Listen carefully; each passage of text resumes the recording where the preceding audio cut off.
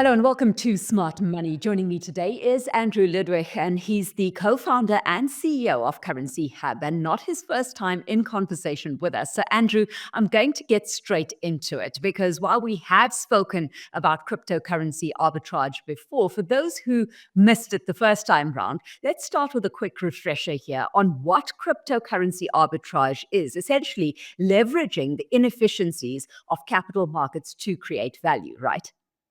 Absolutely. Thank you, Alishia. So arbitrage is a fancy word, but it's existed in front of our very eyes for millennia, whether I'm taking out in price inefficiency, buying oranges or cell phone data or crypto arbitrage. So in our case, what impacts these arbitrage? What is an arbitrage? Well, it's affected by regulation, price points, volume, demand, data, technology. We take advantage of various points of that. So in South Africa, there's exchange control that limits South Africans to investing 10 million Rand abroad each year, plus the 1 million Rand single discretionary allowance.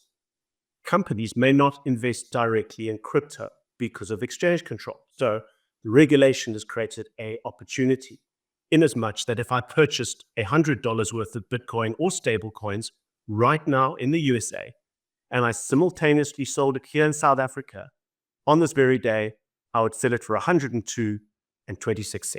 $102.26. So 2.26 is the current premium today. That is the profit. That is the arbitrage. So we take advantage of the inefficiencies using technology and all of our financial services licenses. And we've been doing this successfully without fail since 2017. Yeah, and since 2017, innovating all the time, right? You've recently announced a new highly competitive solution, which you say can increase a client's profits by anything between 20 to 50%. And I've said this to you before, right? You know what they say when it comes to things that sound too good to be true. So what exactly are you putting on the table here? How are you achieving that kind of return? And who exactly are you targeting? Let's address the too good to be true point right up front. We've been doing this since 2017. I've been front and face of the media, the regulators. In fact, we've become even more regulated over the last several years. It's here. Arbitrage is very much in your face. It is too good to be true, but I really urge everyone to have a look at it and select out how we do it. So what's the good news? So historically, we would be using banks and the SWIFT transfer fees, which typically trend at 500 Rand per transaction. Now, in the event that you're trading with 100,000 Rand, you would need to do 100 trades to get through the full 10 million Rand annual allowance. Those 100 trades would clock up a fee of 50,000 Rand. 50,000 Rand in SWIFT fees. Those are coming directly out of your profits. So the innovation, which I don't take credit for, the thought process that has included many minds and a top-tier bank.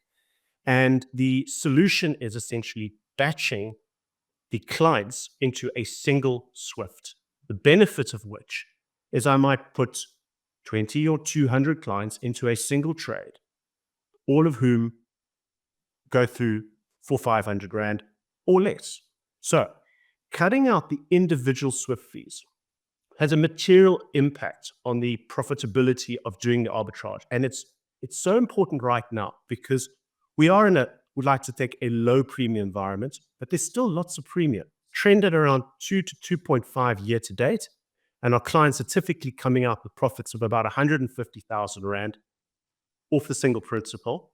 And you start sharing that with your spouse if you're married, that 300,000 Rand coming out of 100,000 Rand initially invested, we will improve those profits through the usage of a single SWIFT strategy.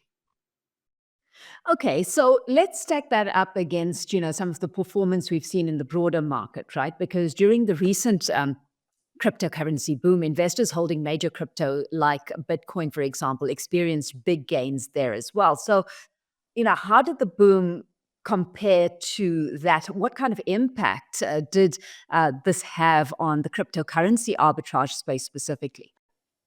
Yeah, very good question. So Trump basically pushed a whole lot of things into motion. We saw Bitcoin rally, we saw gold grow in strength. Markets have done exactly what we've seen. doesn't bode well for the arbitrage, because suddenly Bitcoin's reaching 100. Now a whole bunch of people are holding on to it and thinking, are we going to sell it?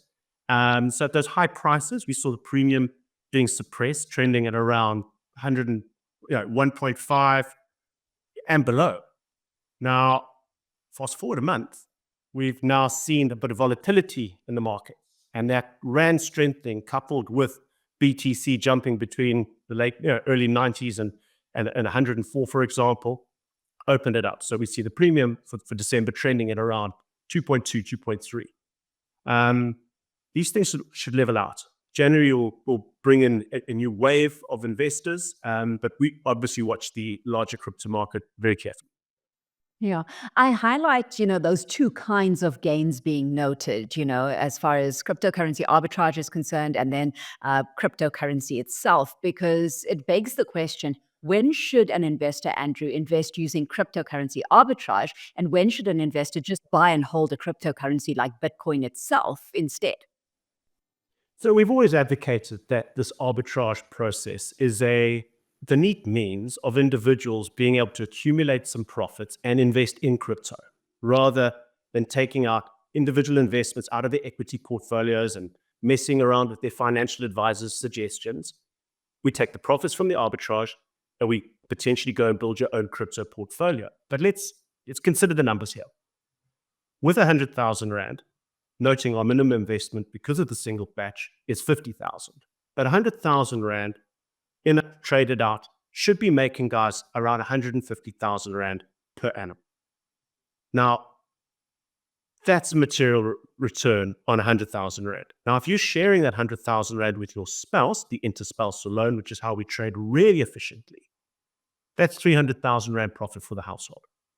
Bitcoin, if we look at since inception over its circa 15 years, has made just over 100% annualized returns. If you look at it in the last 3 years, it's closer to 60% annualized returns. Either which way you look at it, the arbitrage materially outperforms Bitcoin. So you've got to have a view. Do you think Bitcoin's going to do way better returns than an arbitrage? This is kind of almost like bird in the hand stuff. Not that we guarantee the arbitrage, not that we guarantee the premium. It is something that will disappear over time.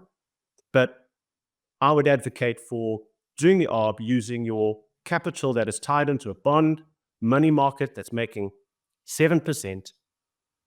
Put that through the cycle, make yourself 100 to 300,000 Rand in that year. Those profits may become your gateway into investing in crypto. And that would be a diversified strategy in my view. Yeah, and as you alluded to as well, it works to limit the impact of the cryptocurrency variance, that comes into play as well, and the kind of volatility we've gotten used to and familiar with when it comes to the cryptocurrency market scene. As far as crypto regulation goes, Andrew, what's your take on South Africa's regulatory landscape itself? I mean, is it sufficient, prohibitive? Are there areas where more regulation would be valuable?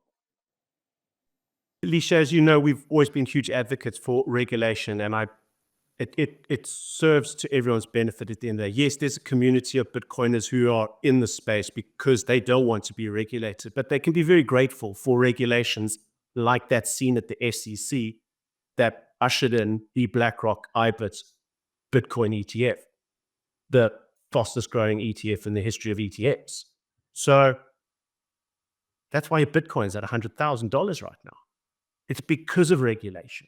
So bringing it closer to home, full kudos to the FSCA. They've done a huge job in getting, I think last count, around 250 CASPs, crypto asset service providers. These are financial service providers, the FSP, who've gone a step further to apply for a subcategory CASP license in order to participate in crypto. So that's had an impact on the arbitrage. We've seen less people who are doing this in an unregulated fashion. They've left the party as such. So that's good for the arbitrage. It's good for the consumer. The consumer now has a protector. If I do something awry or nefarious, my clients can go to the ombudsman at the FSCA and call us out. And penalties are being distributed to anyone without the correct licenses.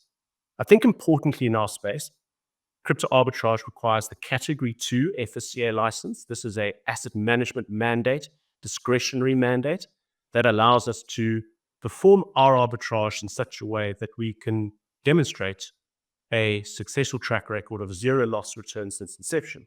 There are other Cat 2 licenses out there, and look a bit deeper. There might be CASP Cat 2. Do a bit of work on the individuals there. They're licensed nonetheless. What is their familiarity with macro markets, global risk? So, Andrew, you've highlighted some of the safeguard parameters that have been put up, right? But how exactly do investors go about checking in on valid licenses? Which crypto players are in fact authentic and which ones to avoid? Alishia, this is the scariest point of our particular industry. 80 to 90% of the crypto stuff out there could be deemed fraudulent, scandalous, nefarious. So where is the 10%? How do you identify the 10%ers in this regard? Well, the regulations that we've discussed earlier would suggest that I, as a crypto service provider, need to reference my FSP licenses. You can go onto the FSCA website and you can search that I actually am who I am. There are so many scams, and the guys are just getting better and better at these scamming. So just be vigilant in terms of, like, if you are being approached by someone from a Telegram group, that's immediately suspicious. A WhatsApp group pretending to be some famous personality, whether it's Elon Musk or another member of our crypto community. These are the too goods to be trues. You need to identify that. Do your due diligence. Check on the websites. If the websites have got things that look a little bit too flashy, are they riddled with spelling mistakes? Is there any reference to a FSCA license? That would be the absolute go-to. Be vigilant. Absolutely. So, Andrew, as we wrap things up, what excites you most about the cryptocurrency industry as we move into 2025? Sure, it's been a hell of a year, and certainly for everyone who's been holding tight, waiting for Bitcoin to get to $100,000. Could it go to 200? That's mere speculation. I'm excited because regulation is ushering in new products, and this gives us an opportunity for more participants to get access to crypto, and not just crypto, to blockchain and to all the exciting projects that are enabling this entirely new wave of investments. BlackRock recently suggested to their investor base between 1% and 2% of your portfolio should be allocated to Bitcoin. Sure, they're talking their book, but this echoes a very similar stat that the CFA Society announced a couple of years ago, talking 1 to 5. So I think the regulation allows financial services to participate with financial advisors in a regulated environment. Ask your advisor. Andrew, let's leave it there. Always a pleasure catching up. Thanks so much for having joined us in conversation today. Andrew Ludwig is the co-founder and CEO of CURRENCY HUB.